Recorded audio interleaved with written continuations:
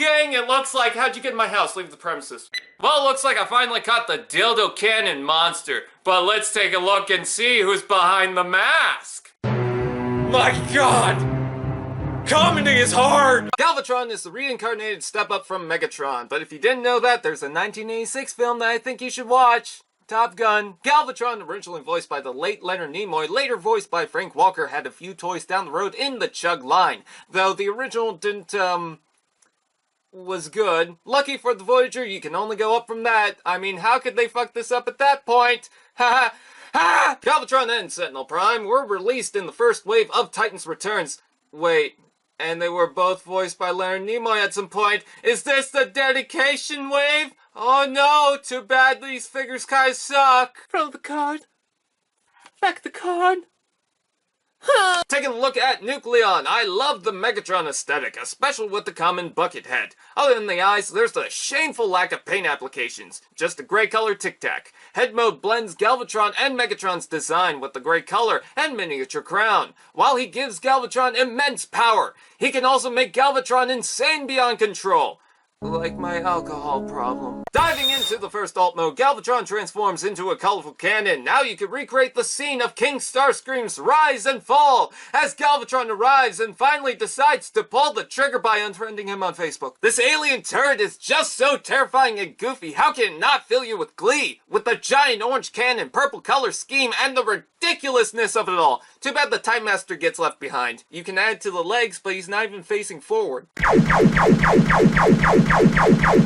a bird! You can plug it with one foot, but it's so loose that he falls flat on his face, like my alcohol problem. You could also store him in the cockpit or underneath, but he's sitting upside down, unless this is a submarine and I have it wrong. Nice adjustable treads, but there's no wheels. Yes, there's kibble, but for what it's worth, I freaking love it. Not the most elegant, but fun nonetheless. You can also do a fan mode based on the original laser mode, but it's hard to get a handle on it, literally. So, this will have to do. But the action doesn't stop there!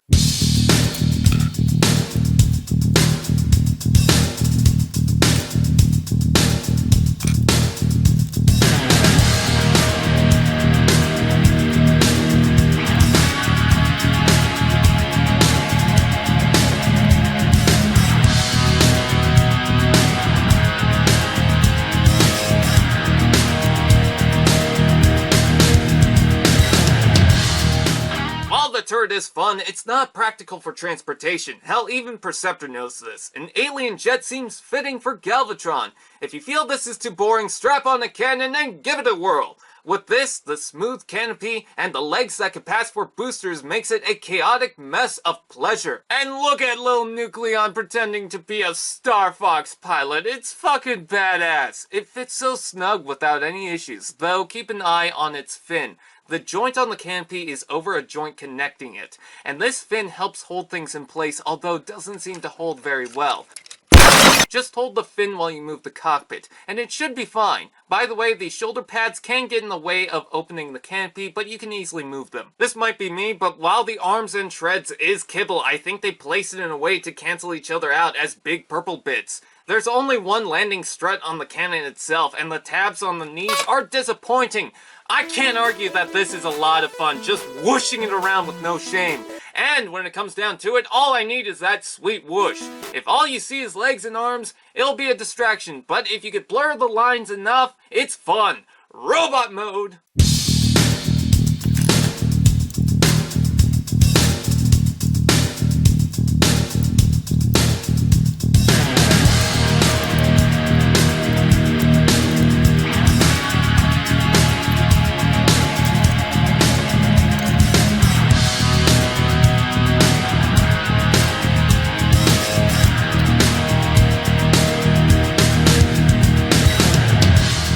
Robot mode, this is unmistakably Galvatron. What with the purple deco, the crown, stupidly amazing cannon, and the red abs of epic attitude.